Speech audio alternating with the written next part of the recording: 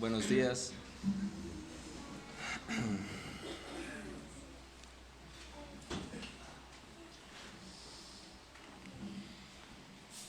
Qué gusto verles.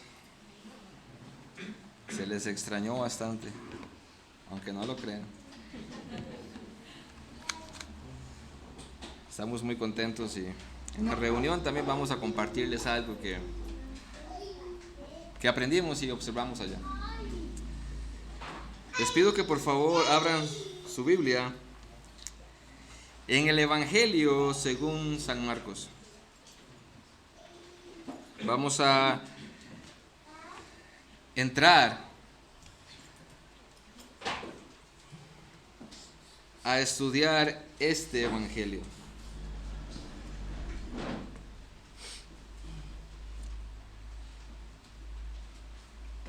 Y quiero que leamos Marcos capítulo 1, versículo 1 al 15. Yo no lo iba a leer, iba a dejar que con la lectura, pues nada más entraba al sermón. Pero vamos a leerlo. Versículo 1 dice, Marcos capítulo 1, versículo 1, principio del Evangelio de Jesucristo, Hijo de Dios. Como está escrito en Isaías el profeta, he aquí yo envío mi mensajero delante de tu faz, el cual preparará tu camino delante de ti. Voz del que clama en el desierto, preparad el camino del Señor, enderezad sus sendas. Bautizaba a Juan en el desierto y predicaba el bautismo de arrepentimiento para perdón de pecados. Y salían a él toda la provincia de Judea y todos los de Jerusalén, y eran bautizados por él en el río Jordán, confesando sus pecados. Y Juan estaba vestido de pelo de camello, y tenía un cinto de cuero alrededor de sus lomos, y comía langostas y miel silvestre. Y predicaba diciendo, viene tras mí el que es más poderoso que yo, a quien no soy digno de desatar encorvado la correa de su calzado. Yo a la verdad os bautizo con agua, pero él os bautizará con Espíritu Santo. Aconteció en aquellos días que Jesús vino de Nazaret de Galilea y fue bautizado por Juan en el Jordán. Y luego, cuando subía del agua, vio abrirse los cielos y al Espíritu como paloma que descendía sobre él. Y vino una voz de los cielos que decía, tú eres mi Hijo amado, en ti tengo complacencia. Y luego el Espíritu le impulsó al desierto. Y estuvo allí en el desierto 40 días, y era tentado por Satanás, y estaba con las fieras, y los ángeles le servían. Después que Juan fue encarcelado, Jesús vino a Galilea predicando el evangelio del reino de Dios y diciendo, el tiempo se ha cumplido y el reino de Dios se ha acercado. Arrepentíos y creed en el evangelio. Oremos, Padre, tenemos delante de nuestros ojos tu palabra, Señor. Ha sido leída. Ahora permítenos escuchar la explicación y aplicación de este texto, Señor. Prepara nuestros corazones, nuestros oídos, Señor. Auxílianos con tu Espíritu. Auxilia al predicador y al oyente, Señor. Que tú hoy salves y tú hoy edifiques a tu pueblo por medio de tu palabra, Señor. Que tu voz sea escuchada y que sea obedecida, Señor. Te lo pedimos en el nombre de Cristo Jesús. Amén. Ok, digamos que son las 11. Yo titulé mi sermón, Jesús el Mesías, el Señor del mundo. Permítanme como introducción darles algunos detalles del libro de Marcos rápidamente. Este evangelio fue escrito entre el 45 y el 68 después de Cristo. Hay varias fechas, depende de los historiadores, depende de las Biblias que usted use de estudio, le darán una fecha allá y otra aquí, pero todos están de acuerdo en que fue escrito entre el 45 y el 68 después de Cristo. El tema de este evangelio es llamar a los pecadores al arrepentimiento y creer en el poderoso Hijo de Dios para la salvación de sus pecados. El propósito de este evangelio, o sea, el propósito que llevó a Marcos a escribir este evangelio, las buenas nuevas de Jesucristo, el Hijo de Dios, el Hijo del hombre, el siervo sufriente del Señor, quien revela su gloria en sus palabras y hechos a través del sufrimiento para salvar a su pueblo y su pecado. Eso es lo que él quiere enfatizar en todo el evangelio. ¿Quién es Jesús? De hecho, el primer versículo de nuestro texto, el versículo 1 del capítulo 1, da el título a todo el libro. A todo el libro cuando dice principio del evangelio de Jesucristo, Hijo de Dios. Eso es lo que él quiere explicar con todo el evangelio. Jesucristo es el Hijo de Dios. Desde los primeros versículos, el evangelio empieza a contestar la gran pregunta de Marcos. ¿Quién es este hombre? Eso es lo que Marcos quiere contestar una y otra vez con todos los versículos bíblicos que veamos en este evangelio. Lo que Marcos quiere contestar es: ¿quién es este hombre? Este hombre es el Mesías prometido del Antiguo Testamento. Este hombre es el Hijo de Dios. Esa es la gran pregunta del evangelio de Marcos. Ahora, cuando vayamos navegando en este evangelio, veremos que los personajes que están en el evangelio tomarán su tiempo para llegar a entender realmente quién es Jesús, incluyendo a sus discípulos. Pero por el otro lado, los lectores de Marcos, como nosotros, ¿verdad? Los lectores del evangelio tenemos una posición privilegiada, no como los que estaban en ese momento, porque nosotros contamos con información interna. Por ejemplo, cuando un lector del evangelio de Marcos lee las palabras Cristo, la palabra griega, o Mesías en el hebreo, y la expresión Hijo de Dios, son fundamentalmente sinónimos y aluden al tan esperado Rey de Israel. Así que al caminar nosotros, hermanos, en este estudio de este evangelio de Marcos, o según Marcos, nos expondremos a las grandes realidades y verdades respecto a Jesús, el Hijo de Dios, a su poder, a su divinidad y a su humanidad. Veamos entonces el primer argumento que encontramos en el Evangelio de Marcos. Y la idea de Marcos es presentar a Israel en aquel momento a un Jesús, del cual aún los profetas hablaron de él, y que en sus propios ojos estaban cumpliendo dichas profecías. Veamos mi primer encabezado entonces: el camino a Jesús es preparado. Versículos del 1 al 8. El camino a Jesús es preparado, dice el texto. Principio del evangelio de Jesucristo, Hijo de Dios. Y aquí empieza Marcos a decir, como está escrito en Isaías el profeta: he aquí yo envío mi mensajero delante de tu faz, el cual preparará tu camino delante de ti. Voz del que clama en el desierto: preparad el camino del Señor, enderezad sus sendas.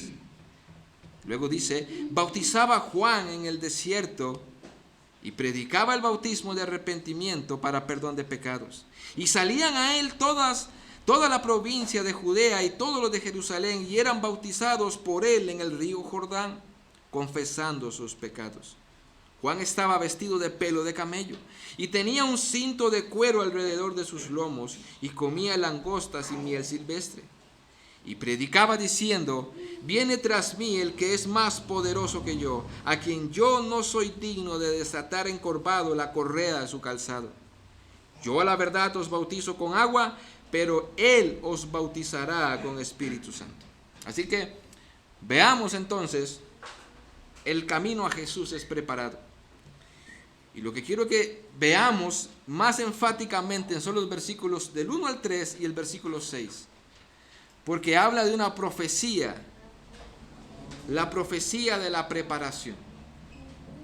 Marcos, si usted presta atención a lo que Marcos está diciendo, Marcos es intencional en empezar a decir en las Sagradas Escrituras del Antiguo Testamento estaba escrito. Si usted lee el versículo 2, Marcos empieza diciendo cómo está escrito en el libro o en Isaías el profeta. Marcos es intencional en eso. Lo que pretende Marcos, en otras palabras, es traer una evidencia teológica, una evidencia de las Escrituras del Antiguo Testamento y decirles: ustedes saben muy bien lo que decía Isaías. Y se los recuerda. ¿Sabe qué era lo que decía Isaías? ¿Sabe qué era lo que decía Malaquías? Y se los vuelve a recordar intencionalmente. Y si colocamos nuestro texto en el marco de referencia del contexto histórico, tiene más sentido todavía. ¿Alguna vez usted se ha preguntado por qué Marcos, obviamente siendo inspirado por el Espíritu Santo, por qué dice en el versículo 2 intencionalmente de que había algo que estaba escrito en el Antiguo Testamento por Malaquías y por Isaías, y luego les recuerda lo que estaba escrito? Como les digo, si colocamos esto en el contexto histórico donde fue escrito, tiene más sentido todavía. ¿Por qué? Porque el último profeta que tuvo Israel fue Malaquías. Fue el último profeta que tuvo antes de Juan el Bautista. Israel, después de escuchar a Malaquías, duró 400 años en silencio donde Dios no envió profeta. Y precisamente fue Malaquías enseñando al pueblo de Israel que Dios enviaría un mensajero delante del Mesías. O sea, Malaquías profetiza eso en el capítulo 3, pasan 400 años y el mensaje inmediato que viene ahora es: ¿se acuerdan lo que está escrito? ¿Se acuerdan lo que dijo Malaquías? O sea, Marcos es intencional en eso por el contexto histórico. Ahora aparece Marcos diciéndonos entonces en este evangelio que precisamente esa profecía de Malaquías que se estaba cumpliendo en Juan el Bautista, que vino primero que Jesús. Algo más interesante en Malaquías, o la profecía de Malaquías, dice que Dios mismo iba a venir y Dios mismo iba a enviar un mensajero delante de él. Por ejemplo, si usted lee Malaquías capítulo 3, vayan conmigo un momento ahí. Esto es muy interesante. Y cuando hablen con un testigo de Jehová les va a servir muchísimo.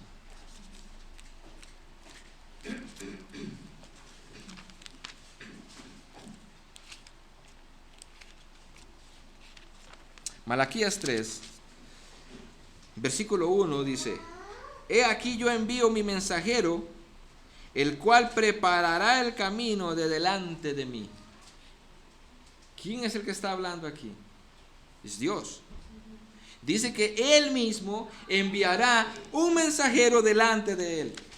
Pero ahora tenemos en el Evangelio a Marcos diciendo: ¿se acuerdan lo que dijo Malaquías? Que Dios iba a enviar un mensajero delante de Él mismo.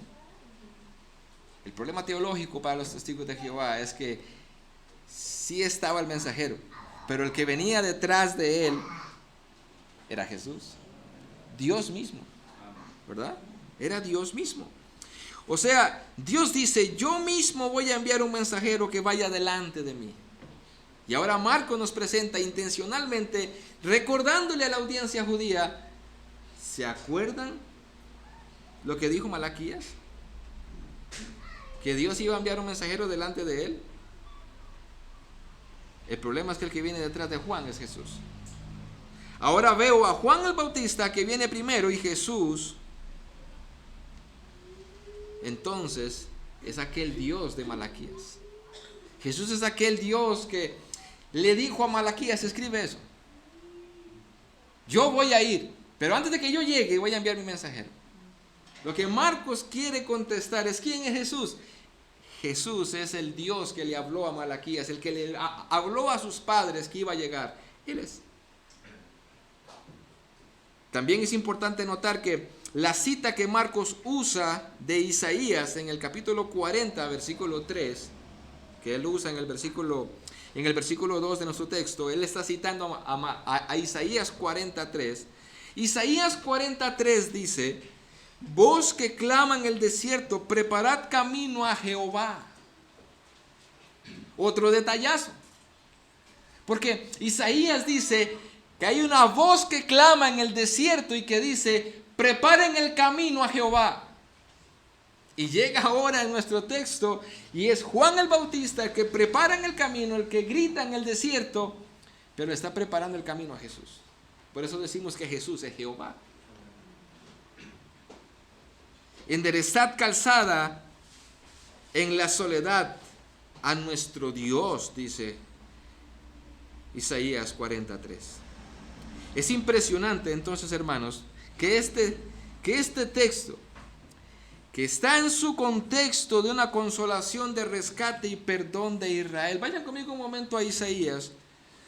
A mí se me olvidó pasarles las citas bíblicas a los hermanos de la proyección y todo esto. Se me fue. Pero hoy no los vamos a chinear. Busquen en la Biblia. Isaías 40. El versículo 3 es el que ahora Marcos toma en nuestro texto. Pero el Espíritu Santo no saca pasajes de su contexto.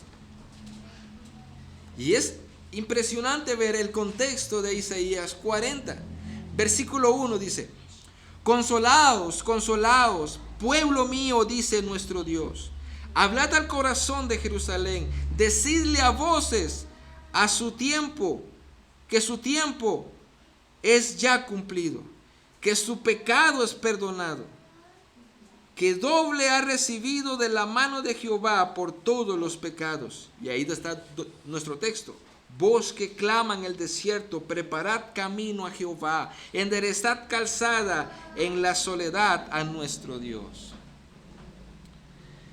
¿Por qué Marcos intencionalmente cita este texto de Isaías? Porque los judíos sabían que este texto estaba en un contexto de consolación, de perdón de pecados, para presentar a Jesús como ese que iba a consolar al pueblo y que iba a perdonar los pecados. Es como si Marcos estuviera diciendo: recuerden lo que dijo Malaquías, que él enviaría un mensajero, que iba a venir un mensajero delante del mismo Dios antes de que él venga. Y recuerden lo que dijo Isaías, en el momento cuando iba a llegar la consolación para Israel, que el pecado iba a ser perdonado y que iba a venir. Dice claramente: primero va a venir un mensajero delante de mí y preparar el camino a Jehová. A Jehová. Marcos está trayendo el primero de sus testigos, por decirlo así, para argumentar que Cristo es el Mesías y que es Dios. ¿Saben cuál es, en resumidas cuentas, lo que acabamos de ver? ¿Cuál es el argumento de Marcos? ¿Cuál es el primer testigo? Marcos está diciendo: yo les voy a convencer de que Jesús es el Mesías. Yo les voy a convencer de que Jesús es Dios. Y el primer testigo que traigo, que les va a decir a ustedes eso, son los profetas. Isaías lo dijo. Malaquías lo dijo. Ellos son los primeros testigos de que Jesús es Dios, de que Jesús es el Mesías.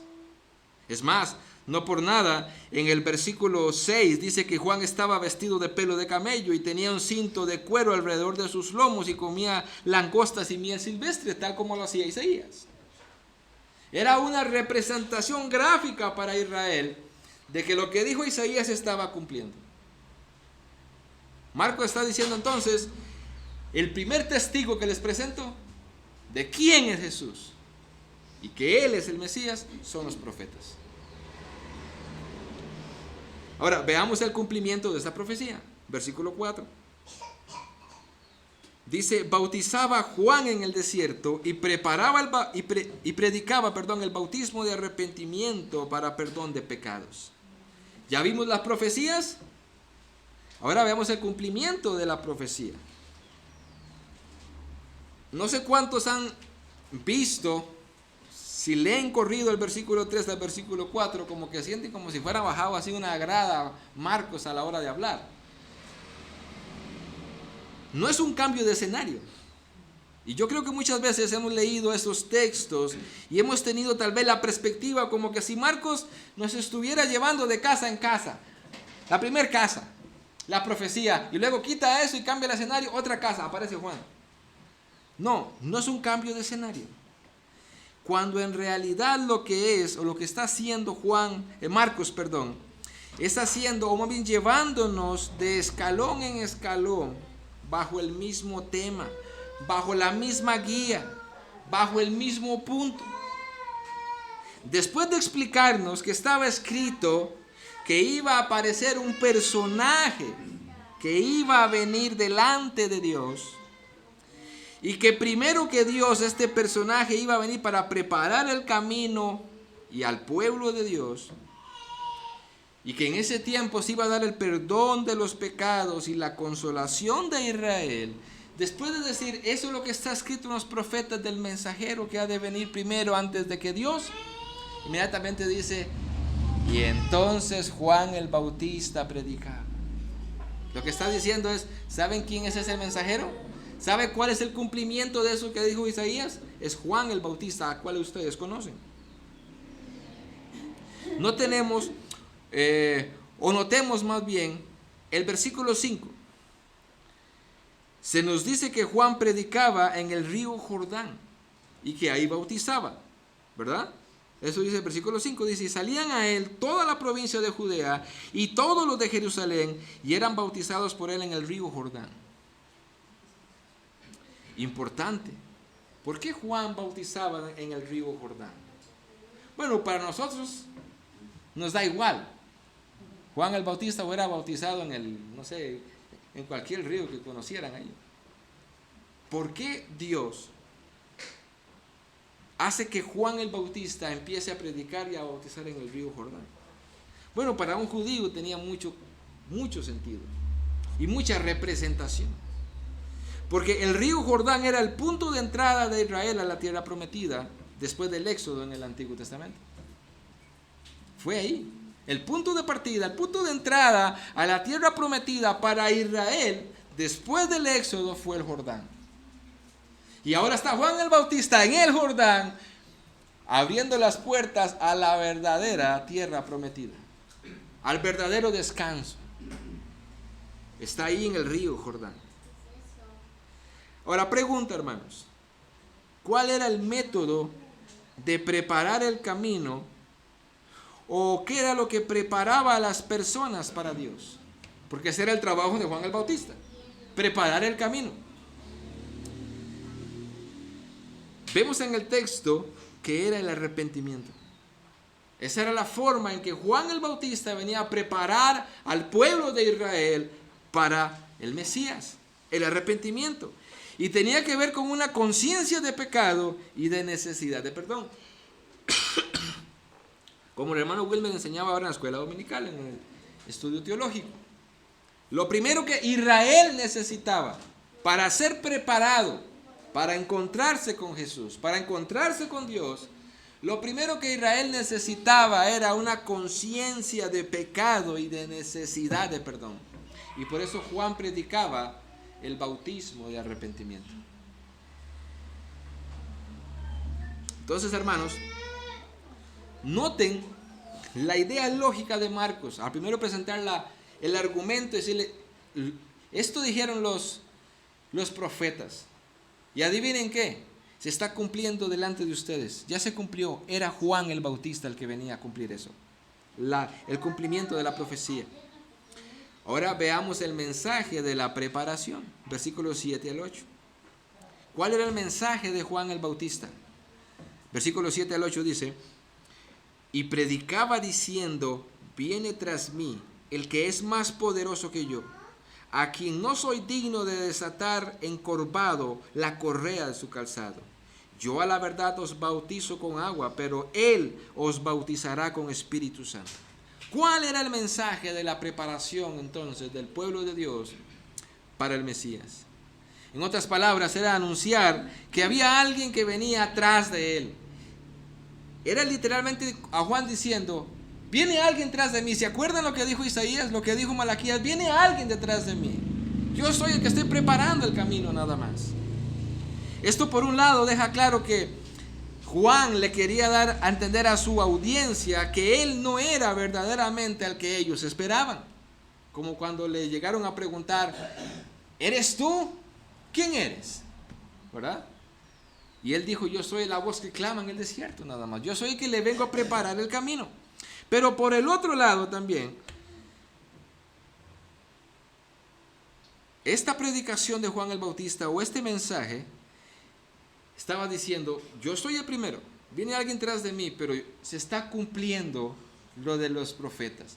Yo vengo a preparar el camino. Ustedes tienen que prepararse. La predicación de Juan tenía que ver con la exaltación de Jesús, porque él dice que el que viene tras de él es poderoso, el cual ni siquiera es digno de postrarse a tierra y desatar la correa de sus calzados. Ahora imagínense por un momento esto que Juan está diciendo y transpórtese en ese momento. Supongamos que Jesús fuera vecino suyo. Usted lo vio crecer. Usted conoció a su papá. Posiblemente hubieron personas que obtuvieron algún trabajo de Jesús porque él era carpintero. Posiblemente, como dijo alguien, Jesús le hizo la puerta de su casa. Posiblemente le hizo los bancos del desayuno. Y ahora ven a Juan el Bautista diciendo, ese que viene tras de mí, yo no soy digno ni siquiera ni de acostarme pecho tierra a sacarle las sandalias. Yo no soy digno. Por eso la gente se preguntaba, ¿y este quién es? Este no es el carpintero. Entonces Juan quiere realmente traer una perspectiva de quién es Jesús. Tanto así que literalmente que él no es digno de agacharse ante él. En otras palabras, ¿quién era este que vendría detrás de él? Los judíos, conociendo a Malaquías y a Isaías, sabían muy bien, por lo que los acabo de decir, que tanto Malaquías y tanto Isaías, el texto que Marcos citó, decían que el que venía detrás de él era Dios, era Jehová. ¿O no dice eso? Los profetas decían, y lo acabamos de leer, va a llegar uno que le va a preparar el camino, pero el que viene detrás de él es Jehová. El que viene detrás de él es Dios. Y por eso es que Juan dice, yo no soy digno ni siquiera de agacharme y soltarle las sandalias, porque él es Dios. Esa es la idea de Marcos. No es un simple carpintero, como ustedes saben, como ustedes lo han visto. Es Dios. Y se lo demuestra con los profetas. Pero eso de que Juan no era digno ni siquiera de quitarle las sandalias era una realidad. Además vemos que la predicación de Juan el Bautista era también centrada con los pies en la tierra. Porque él no quiso gloria. Él sabía que venía. Él sabía cuál era su trabajo. Simplemente llamar al pueblo al arrepentimiento y decir, el que viene detrás de mí. Ese es el que ustedes saben, que les acabo de citar con Malaquías, que les acaba de citar con Isaías. Ese es Dios. Ese es Jehová. Tenía los pies sobre la tierra. Él dice que su ministerio era algo de cierta parte o en cierta parte terrenal, porque él simplemente bautizaba con agua. Dice, yo los limpio con agua, yo los introduzco con agua. Pero él, el que viene atrás de mí, el cual es Dios, él sí los va a limpiar con el Espíritu Santo. Él sí los va a purificar con el Espíritu Santo. Hace un contraste. Y eso, por supuesto, concuerda con el contexto de los textos del Antiguo Testamento que acabamos de citar según Marcos en el versículo 2, los cuales están en un contexto de perdón de pecados y de la consolación del pueblo de Dios. ¿O no era ese el contexto de Malaquías? No era el contexto de Isaías. Y por eso él dice, yo no soy digno, porque el que viene detrás de mí es Dios, y él los va a limpiar realmente de su pecado. Es sorprendente cómo el Espíritu Santo no puede sacar los textos que citan aquí fuera de su contexto. El mensaje de Juan era, prepárense porque el que viene tras de mí es Dios, que ha venido a encontrarse con su pueblo. Él los va a limpiar de sus pecados. La hora ha llegado, es lo que estaba diciendo Juan. Viene Dios detrás de mí. De hecho, en otro evangelio él dice, está entre vosotros y ustedes no lo conocen, pero está ahí. Así como le llegó la hora a Israel de salir de Egipto, al tener un éxodo, ahora le había llegado la hora otra vez a Israel, un segundo éxodo, ya no para salir de Egipto, sino más bien para salir de la condenación del pecado. Ahora Dios mismo iba a venir a sacar a su pueblo de la condenación del pecado usando una figura humana. Y eso es importante. Usando una figura humana a Jesús. Con la distinción de que esta nueva figura humana era Dios mismo encarnado. ¿Se acuerdan que así como Dios sacó a Israel de Egipto usando una figura humana, ¿a quién usó Dios? Usando una figura humana. Dios usó a una figura humana para sacar a Israel de Egipto, a Moisés. Y ahora Dios otra vez vuelve a usar una figura humana para salvar a su pueblo de sus pecados, a Jesús. ¿No creen ustedes que entonces lo que Dios estaba preparando a Israel desde el Éxodo era diciéndole, el libertador que ha de venir vendrá en forma humana? Vendrá en forma humana. Por eso cuando Moisés le dice a Dios, yo no voy a ir, no estoy capacitado, es que casi no sé hablar. Y Dios emplea un plan y le dice, tu hermano Aarón, yo te voy a decir las cosas a ti, tú te las vas a decir a Aarón y Aarón se las va a decir al pueblo. Aarón va a ser como profeta para el pueblo y tú serás como Dios para ellos. ¿No lo han leído? Dios estaba preparando a Israel diciéndole, el libertador vendrá en forma humana. Y ahora pasan los años y se presenta Juan el Bautista diciendo, yo le preparo el camino a Dios. Él va a venir. Él se va a encontrar con su pueblo. Con la distinción, por supuesto, de que esta nueva figura humana era Dios mismo encarnado. Así que el mensaje de Isaías era que Dios ha venido, Dios les ha visitado, Dios está aquí, pero viene en forma de hombre. Porque Isaías, si recuerdan el texto de Isaías 40, dice que este mensajero le preparará el camino a él. Él iba a ir. Entonces, hermanos, Marcos nos presenta a otro testigo de que Jesús es el Mesías y que es Dios. Ya no solamente los profetas, sino a Juan el Bautista testificando, diciendo, el que viene detrás de mí, Él es Dios. Yo vengo a cumplir la profecía de Isaías. Yo vengo a cumplir la profecía de Malaquías, de preparar el camino. El que viene detrás de mí es Dios. Y veamos en el versículo 5 cómo responde el pueblo. El pueblo se prepara. Versículo 5 dice, y salían a él toda la provincia de Judea y todos los de Jerusalén y eran bautizados por él en el río Jordán, confesando sus pecados. ¿Cómo respondió el pueblo? El pueblo hasta cierto punto entendió lo que Juan estaba diciendo, porque conocían las Escrituras. Sin embargo, hermanos, al meditar de que la mayoría de estos que dice Juan en el versículo 5, en el versículo 5, la mayoría de ellos confesaban sus pecados y eran bautizados, en realidad nunca nacieron de nuevo. Eso es una realidad que vemos en los evangelios. Es más, estos que están aquí, la mayoría de estos que confesaban sus pecados, la mayoría de esos que acudieron a la voz de Juan el Bautista diciendo, ustedes tienen que arrepentirse porque Dios viene detrás de mí, la mayoría de ellos, 3 años y medio después, estaban gritando, crucifíquenle, crucifíquenle. Entonces debemos de prestar atención en esto que vemos en este texto. Porque así como pasó en los tiempos de Jesús y de Juan el Bautista, sigue sucediendo el día de hoy. Muchas personas acuden a las iglesias. Muchas personas incluso confiesan sus pecados, se bautizan, pasan por los sacramentos, se bautizan, participan de la cena del Señor, pero en realidad no han nacido de nuevo y con el tiempo se dejan ver. Tengamos cuidado.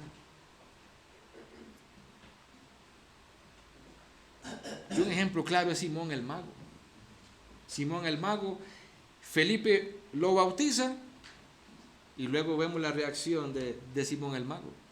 Y la declaración de Pedro para él, que le dice que su alma está perdida, que clame a Dios, que tal vez Dios le conceda el arrepentimiento. Entonces, hermanos, muchas personas el día de hoy siguen hasta cierto punto acudiendo al llamado de Dios y vienen a las iglesias e incluso se bautizan, pero eso no garantiza que sean nacidos de nuevo. Y yo quiero preguntar de forma general, ¿te has arrepentido de corazón? ¿Realmente te has arrepentido de corazón? Porque tener multitudes de bautismos e incluso diciendo que se han arrepentido no garantiza realmente que sea así. No lo garantiza. Y tenemos evidencia incluso entre nosotros. Tenemos evidencia de personas que conocemos, de las iglesias donde venimos, que se bautizaron, dijeron que se habían arrepentido, dijeron ser cristianos y con el tiempo se fueron otra vez al mundo. ¿Cuántas personas vienen a las iglesias, escuchan la palabra de Dios predicada, externamente tienen una sonrisa cuando se está predicando? Es más, con su cabeza asienten y dicen que sí, hasta dicen amén, pero en su corazón rechazan el sermón. ¿Cuántas personas están ahí todos los domingos? Sigue sucediendo. La esperanza es que Dios puede salvarles en cualquier momento. Dios puede usar su palabra en cualquier momento para salvarlos. Y también hay testimonios de personas que han estado durante años en una iglesia creyendo ser salvos. Y después de un tiempo realmente Dios los salva al exponerse a la predicación de su palabra. Por eso seguimos predicando. Y por eso queremos que las personas sigan viniendo todos los domingos. Pero una realidad que debemos de advertir es que porque alguien venga o se bautice, etcétera, no le garantiza que realmente sea un verdadero nacido de nuevo. En cierta forma, yo diría que hoy yo puedo estar haciendo el trabajo de Juan el Bautista. Yo puedo estar diciendo hoy, yo estoy preparando al pueblo para el Señor, como lo hizo Juan el Bautista, para que hoy tengan un encuentro con el arrepentimiento y con el Dios.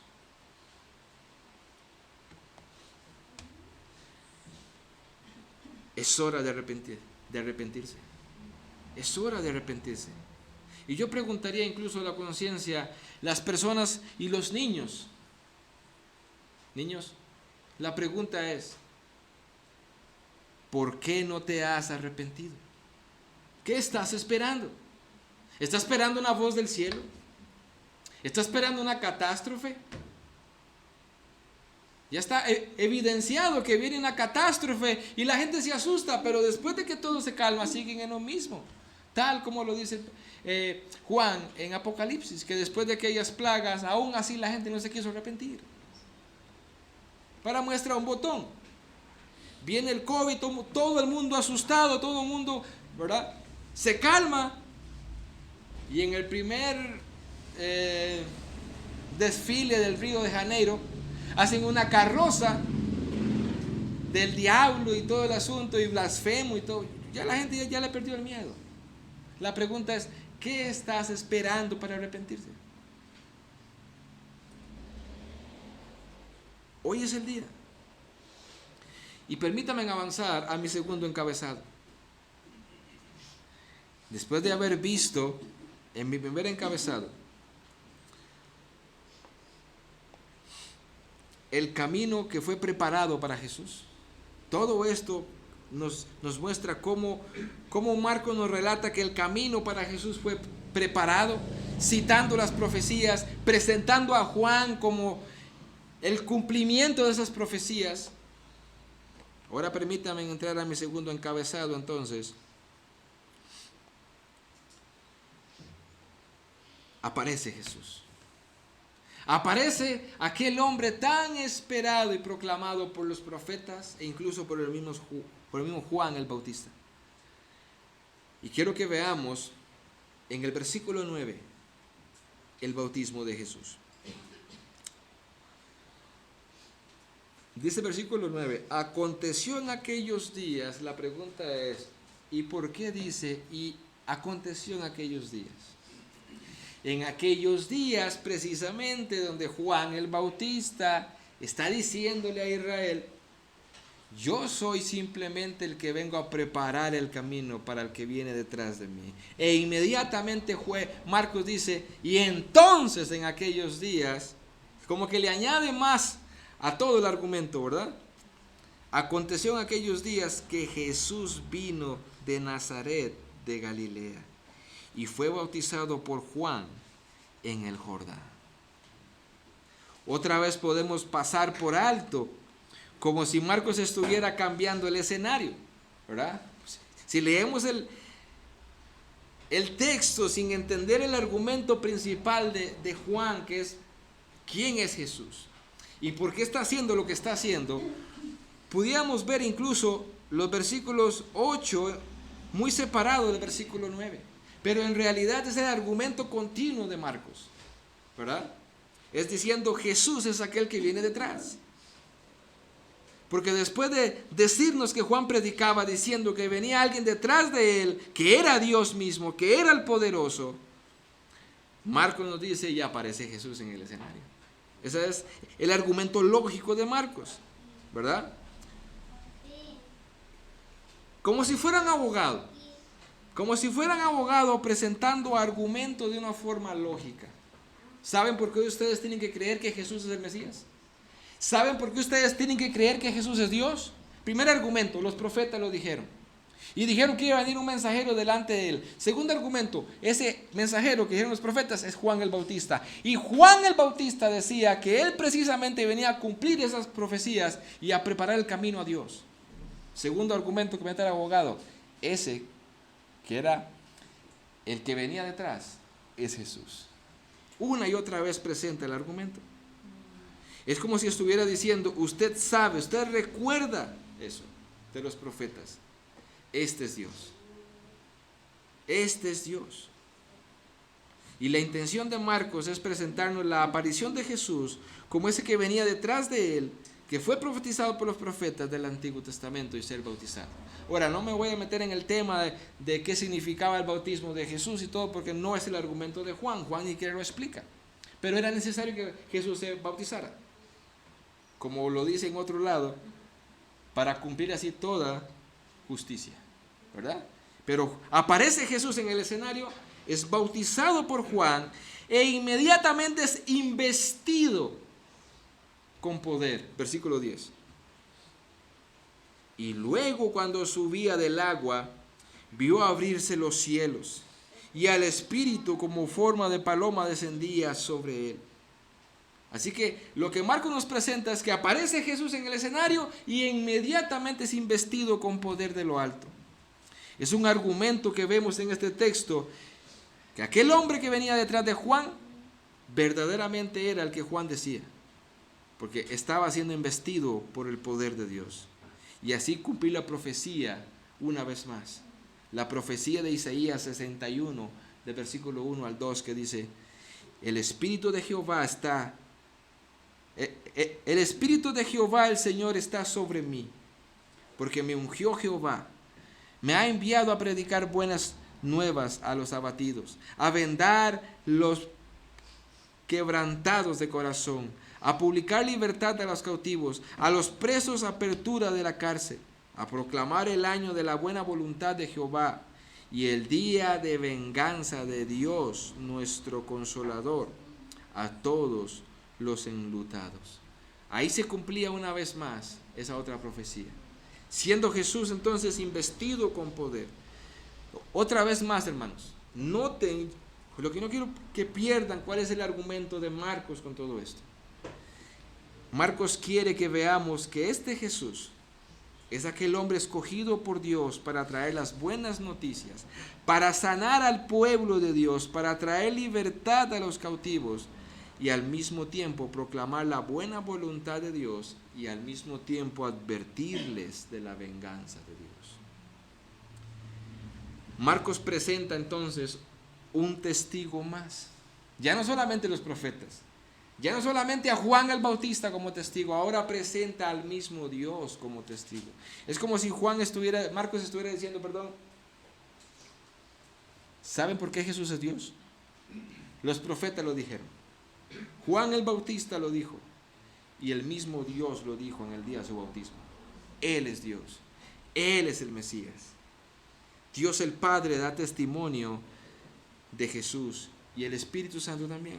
Versículo 11 dice, y vino una voz de los cielos que decía, tú eres mi Hijo amado, en ti tengo complacencia. ¿Ve todos los argumentos de Marcos? Los profetas, Juan el Bautista, el Espíritu Santo, Dios mismo, todos diciendo, Él es el Mesías, Él es el Hijo de Dios. Y añade de que Dios se complace en Él.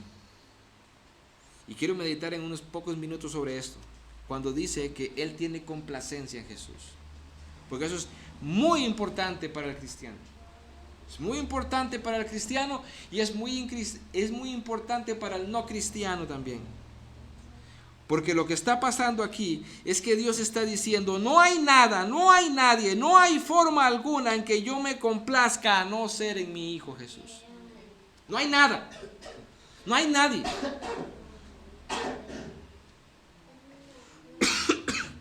Por eso es que el ser humano es salvo únicamente por los méritos de Cristo, por su vida y por su muerte expiatoria. Dios mismo dijo, yo me complazco en Él. Es en Él que yo me complazco. Mi santidad se complace en Él. Mi justicia se complace en Él. Todos mis atributos se complacen en Él. Dios nunca ha dicho, mi vida se complace en alguien. Nunca lo ha dicho. Únicamente ha dicho eso Dios con respecto a su Hijo Jesús.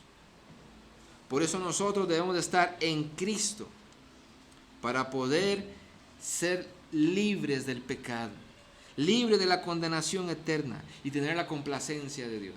En Cristo. Nuestra vida no complace a nuestro Dios. Su vida no complace a Dios. Sus pensamientos no complacen a Dios. Sus buenas obras no complacen a Dios. Usted puede tratar de complacer a Dios fuera de Cristo y nunca lo va a hacer. Y se va a llevar una tremenda sorpresa el día que se muera. Lo único que debemos de hacer y podemos hacer es estar en Cristo, creer en Cristo. Y de esa manera podemos ser salvos. Porque Dios se complace únicamente en Jesús. Fuera de ahí, nada ni nadie, de ninguna manera puede complacer a Dios. Es como si Dios estuviera diciendo, los profetas lo que decían acerca del que iba a venir era Juan el Bautista. Y ahora Marcos presenta un nuevo testimonio acerca de Jesús, Dios mismo. Él es mi Hijo amado, yo me complazco en Él. Y algo importante que podemos separar de lo que se ha dicho en este versículo, en el versículo 11, se puede separar del versículo 12 y 13. Sin embargo, no se puede separar porque va de la mano. Porque Jesús obedece en el desierto. Versus Israel. Recuerden que Jesús está ahí, Juan el Bautista está ahí, Marcos le está escribiendo a esa primera audiencia. Y dice en el versículo 12, y luego el Espíritu le impulsó al desierto. Y estuvo allí en el desierto 40 días y era tentado por Satanás y estaba con las fieras y los ángeles servían. La pregunta es, ¿qué tiene que ver eso con lo que él viene diciendo atrás? ¿Qué tiene que ver que Jesús fue llevado al desierto a ser tentado? ¿Qué tiene que ver eso con que los profetas habían dicho acerca de un mensajero que iba a venir delante de Dios primero, de Juan el Bautista testificando acerca de Jesús, de Dios mismo diciendo yo me complazco en Él? ¿Qué tiene que ver entonces ahora el que Marcos diga el Espíritu llevó a Cristo al desierto para ser tentado por Satanás 40 días? Si vemos el fluir del texto, después de escuchar la proclamación del Padre de que Él tiene complacencia en Jesús y de que Jesús es investido con poder por el Espíritu Santo, inmediatamente dice el texto que el Espíritu le impulsó, le llevó al desierto, y dice que ahí fue para ser tentado por Satanás. Entonces ahora vemos dos cosas que resalta Marcos en esos dos versículos. Uno, a Jesús en el desierto, y dos, siendo tentado por Satanás. Y usted dice, sí, eso es lógico. Sí, pero a la luz de todo el argumento que trae Marcos, ¿qué tiene que ver eso? Esto verdaderamente para los lectores de Marcos era una comparación real entre lo que sucedió con Israel y lo que debió de hacer Israel y lo que ahora está haciendo Jesús. Porque Israel sale de Egipto y Dios lo mete en el desierto también. 40 años para ser probado y para ser tentado, para ver qué había en su corazón. Es como si fuera un eco, dice un comentarista, de aquel Israel 40 años en el desierto pecando y provocando a Dios. Lo que Marcos está diciendo es, en otras palabras, para la mente judía de aquel primer siglo, ustedes saben muy bien quiénes son ustedes los judíos. Ustedes recuerdan la historia de ustedes. Israel estuvo en el desierto 40 años y pecó contra Dios los 40 años y tentaron a Dios los 40 años. Versus Jesús en el desierto 40 días, siendo tentado también por Satanás. Nosotros encontramos una declaración en el libro de Deuteronomio. Si quieren, vayan ahí para que vean. Así como el Espíritu Santo llevó al desierto a Jesús, en aquella ocasión Dios mismo llevó a Israel al desierto. Deuteronomio capítulo 8.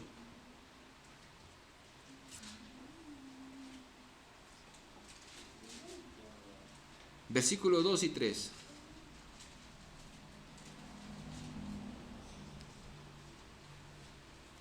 ¿Lo tienen? Dice Deuteronomio 8, versículos 2 y 3. Y te acordarás de todo el camino por donde te ha traído Jehová tu Dios estos 40 años en el desierto. Y empieza a decir, para afligirte, para probarte, para saber lo que había en tu corazón, si habías de guardar o no sus mandamientos. Y te afligió, y te hizo tener hambre, y te sustentó con maná, comida que no conocías tú, ni tus padres la habían comido, para hacerte saber que no solo de pan vivirá el hombre, mas de todo lo que sale de la boca de Jehová vivirá el hombre. Y es impresionante que esas palabras las cita Jesús en el desierto, cuando está siendo tentado por Satanás. Lo que Marcos está diciendo es lo que Israel no pudo hacer. Lo que Israel humanamente, lo que ustedes no pudieron hacer en el desierto ante la tentación de Satanás, Jesús lo hizo. Jesús fue a ser tentado 40 días allá y no pecó. Más bien, el Padre ha dicho, en Él me complazco.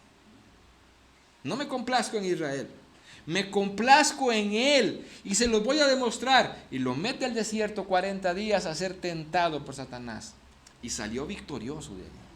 En Él se complace Dios, no en un pueblo de Israel, no en nosotros, en Él. Ahora tenemos la evidencia de cómo Jesús, igual que Israel, es llevado al desierto, es tentado por Satanás, solamente que Satanás ahora en esta ocasión no pudo salirse con las suyas, pues estaba delante del mismo Dios, el cual salió victorioso de ese encuentro, porque en una de sus conversaciones, ¿verdad?, que sí relata Mateo, él le dice, no tentarás al Señor tu Dios. Ahora sí salió victorioso.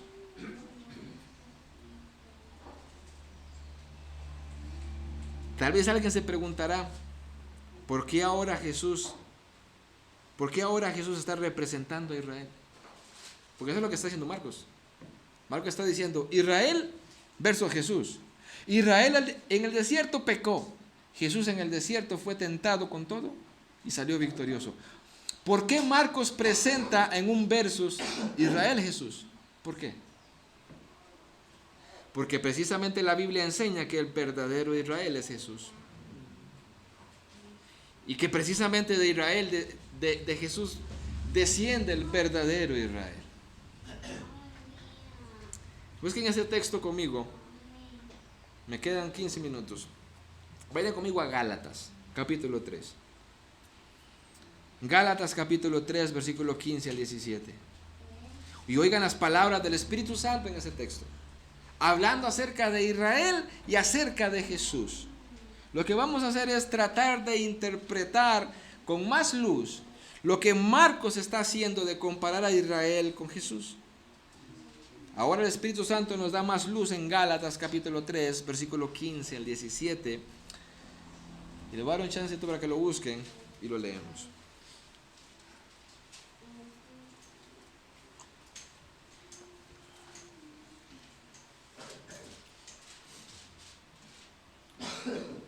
Por eso las dudas, Gálatas está en el Nuevo Testamento. 3:15 al 17. Dice Pablo: hermanos, hablo en términos humanos. Un pacto, aunque sea de hombre, una vez ratificado, nadie lo invalida ni le añade. Versículo 16. Ahora bien, a Abraham fueron hechas las promesas y a su simiente.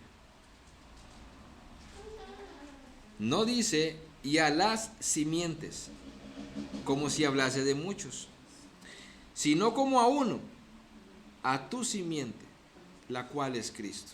O sea, Pablo empieza a decir ahora que las promesas de Abraham, pregunto, ¿de dónde nace el pueblo de Israel? De Abraham, ¿verdad? Sin embargo, ahora Pablo explica por medio del Espíritu Santo que en realidad todas las promesas que le fueron dadas a Abraham, fueron dadas a Abraham y a su simiente. Y Pablo explica ahora, inspirado por el Espíritu Santo, y esa simiente no era todas las personas del pueblo de Israel. Esas promesas no eran para todas las personas de Israel, eran para Cristo. Eran para Cristo. Por eso Marcos en su argumento presenta, por decirlo así, a un Israel 40 años en el desierto y a un Cristo en el desierto siendo tentado, pero él sí complaciendo al Padre. Porque las promesas fueron hechas a Cristo, no a Israel, dice Pablo, y sigue diciendo, verso 17, esto pues digo, el pacto previamente ratificado por Dios para con Cristo. Ahí lo vuelve a recalcar. El pacto que Dios hizo en el Antiguo Testamento, ¿con quién lo hizo? ¿Lo hizo con Israel? No, lo hizo con Cristo. La ley que vino 430 años después, no lo abroga para invalidar la promesa. Por esta razón Jesús es llevado al desierto, porque Él es el verdadero Israel, y de él viene la descendencia. Lo que Marco está diciendo es, ¿saben por qué este hombre es Jesús? Es el Cristo, es el Mesías, es Dios.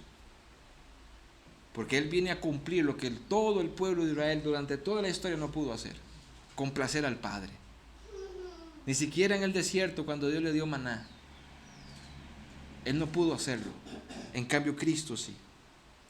Marcos nos presenta este único hombre que complace a Dios, el Padre, que es tentado por Satanás y sale victorioso, es perfecto y sin pecado. Y es precisamente este hombre Jesús, el cual no peca, el que se nos muestra en la siguiente escena ahora predicando. Y aquí termino con mi tercer encabezado: Jesús y su mensaje. Entonces, rápidamente, no quiero que pierdan el argumento de Juan. Y si algo se llevan, llévense en el argumento de Juan, porque Marcos, perdón, yo estoy con Juan. El argumento de Marcos, porque así es como se lee la Biblia. Marcos presenta el argumento de los profetas diciendo: Esto dicen los profetas. Presenta a Juan el Bautista en su segunda escena diciendo, este es el cumplimiento de estas profecías.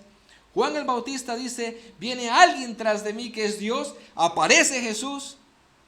Y ahora que aparece Jesús y que Dios dice, yo me complazco en él, y que fue tentado en el desierto, ahora él, con toda la autoridad del Espíritu Santo, del Padre, de los profetas, de Juan el Bautista, empieza a predicar.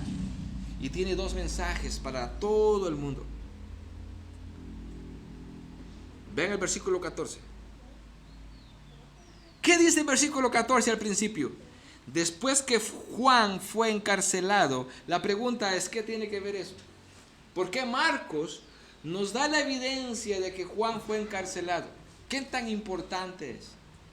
Bueno, es precisamente porque Marcos nos deja esta nota aquí de que Juan fue encarcelado para que veamos la hostilidad de Satanás y la persecución de Satanás en el plan de Dios. Como no pudo con Jesús, se vuelve contra todos aquellos de ahí en adelante que tienen que ver con Jesús, empezando por Juan. Y hay una hostilidad ahora de Satanás en contra de todo lo que tiene que ver con Jesús. Y al primero que se lleva es a Juan. Y es encarcelado, y ustedes saben cómo termina Juan el Bautista, decapitado. Es parte de la hostilidad, de la persecución y de la tentación de Satanás ahora. Como no pudo con Jesús, sigue con Juan. Ahora, al ver esto, de que dice que Juan fue encarcelado, hermanos, nadie dijo que iba a ser fácil. Nadie le dijo a Juan el Bautista, va a ser fácil para ti. Nadie se lo dijo. Nadie dijo que no iban a venir momentos difíciles por seguir a Cristo. Y Juan lo supo. Van a llegar momentos donde Satanás va a usar personas, se van a volver contra ti, atacan a los hombres de Dios, a las mujeres de Dios, a todo lo que pertenezcan a Cristo los van a perseguir.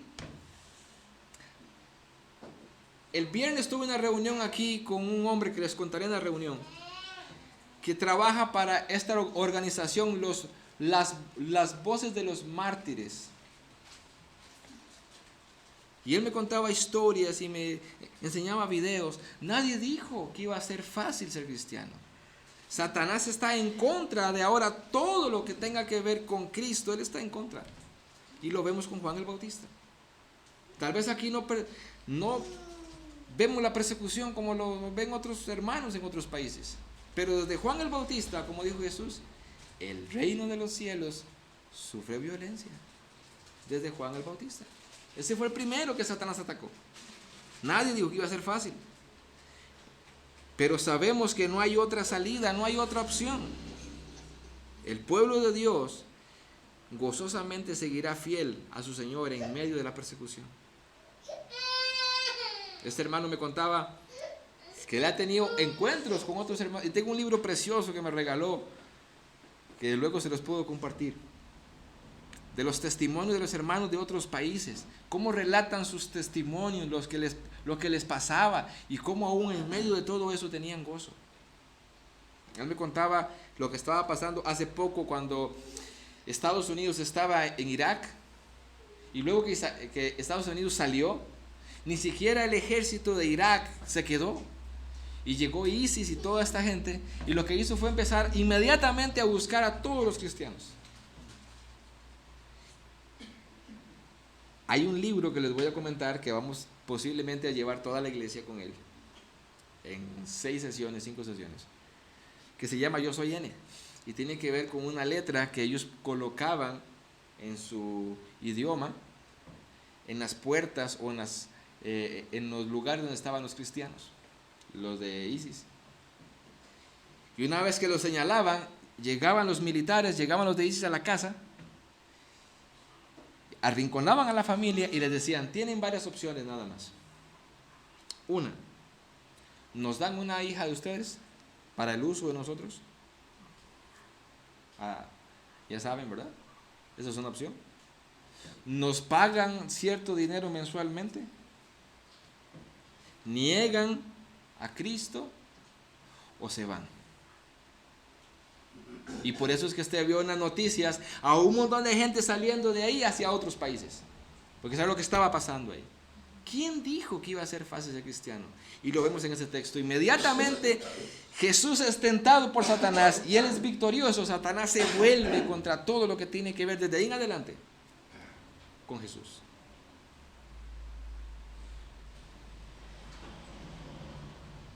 Pues solamente Él, Jesús. Y seguiremos fiel a Él, porque solamente Él tiene el mensaje de salvación y solamente Él es nuestra salvación. Y ahí quiero terminar viendo el inicio de la predicación de Jesús. Versículo 14.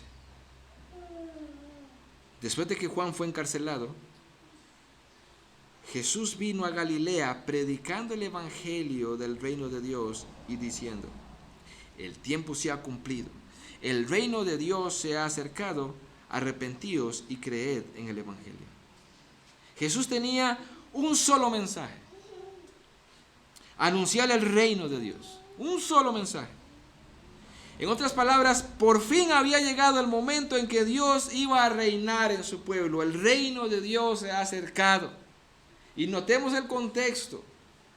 Cuando Jesús está diciendo el reino de Dios se ha acercado, Jesús no está diciendo el reino de mi Padre se ha acercado. Está diciendo el reino se ha acercado, el reino de Dios, yo soy Dios, se ha acercado. Un solo mensaje. En este caso, el Rey de los cielos, el que Juan ha presentado con su argumento atrás, es Jesús. Él ha llegado el momento de salvar a su pueblo. Ha llegado el momento de que el pueblo se vuelva a Dios. Aquel rey tan esperado por Israel, ahora se había hecho presente en una persona con toda la autoridad del mundo. Testificada por los profetas, testificada por el Espíritu Santo, testificada por el mismo Dios, testificada por Juan el Bautista. Él ahora se presenta diciendo: el reino ha llegado, el tiempo se ha cumplido. ¿Cuál tiempo? El tiempo de las profecías. Se ha cumplido. Y como rey, con toda la autoridad de su reino, Jesús tenía dos órdenes, porque hay dos imperativos en esas palabras: arrepentíos y creed en el evangelio. Creed en el evangelio, arrepentíos. Hermanos, el mensaje de Jesús para el pueblo de Israel y para nosotros el día de hoy es, en otras palabras, ustedes han pecado contra Dios. Ustedes han desobedecido a Dios y tienen que tomar una decisión. Se tienen que arrepentir de sus pecados y volverse a Dios. Ese es el mensaje de Jesús.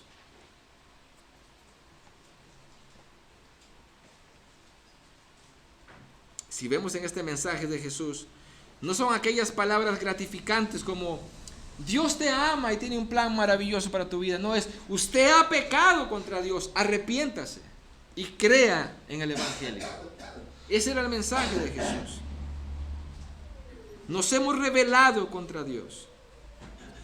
Es más, como dice la Biblia, desde antes de nacer nosotros ya somos pecadores. Y cada minuto que ha pasado, nos hemos rebelado contra Dios. Y Marcos ha dejado suficiente evidencia para ver que el único que puede complacer a Dios es Jesús. Y que ahora ese Jesús, el cual es Dios, nos dice: debes de arrepentirte. Debes de arrepentirte. Por eso Jesús empieza el llamado al arrepentimiento. Y el arrepentimiento, ustedes lo saben muy bien, pero permítanme repetírselo. Es un cambio de mente, es hacer un alto en el camino y cambiar la dirección de nuestras vidas. Ahora yo pregunto, para hacer esto aplicativo, para ir avanzando y terminando: ¿habrá algo en nuestras vidas que debemos de arrepentirnos? Hay una orden de Dios: arrepentidos. Israel con todos sus ritos, sus ceremonias, y aún así todavía estaban llenos de pecado, porque nada puede quitar el pecado, solo Jesús. Y había llegado el tiempo para ser perdonado de sus pecados.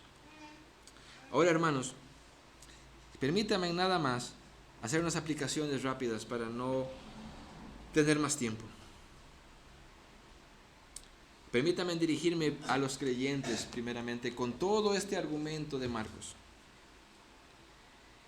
Hermanos creyentes, ¿qué tiene que ver? ¿Cómo podemos aplicar todo esto que hemos visto de los argumentos de Marcos en cuanto a Jesús? Primeramente, podemos decir que estamos en la verdad.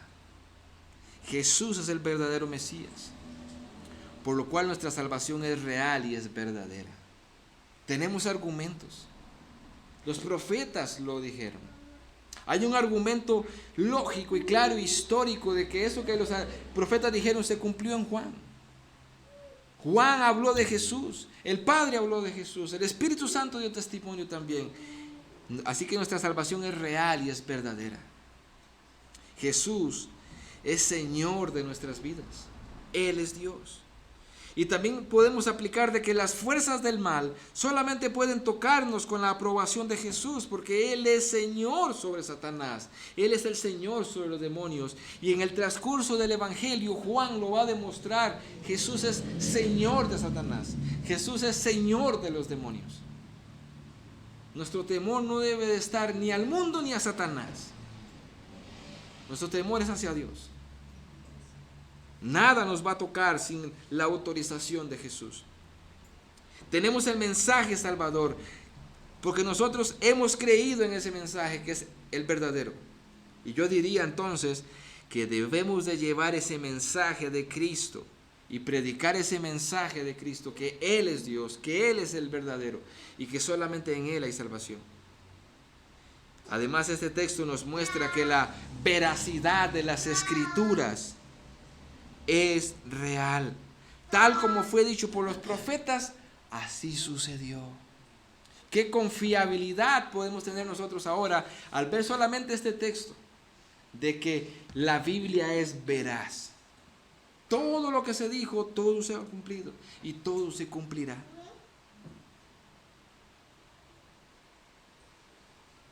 Hemos sido bautizados ya no solamente con agua. Si usted es cristiano, ha sido bautizado con el Espíritu Santo. Y podemos tener la certeza y la seguridad de que todos nuestros pecados han sido realmente lavados y purificados por el Espíritu Santo, por la muerte de Cristo.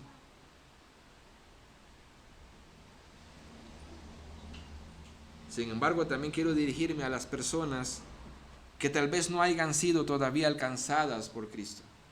No han sido todavía alcanzadas por la gracia del Señor. Las Escrituras muestran aquí en este texto que Jesús es el único Salvador del mundo. Solamente Él complace al Señor. Que fue profetizado desde Génesis 3:15, por lo cual no hay otra opción para ti. No hay otra opción de salvación para ti que no sea Jesús.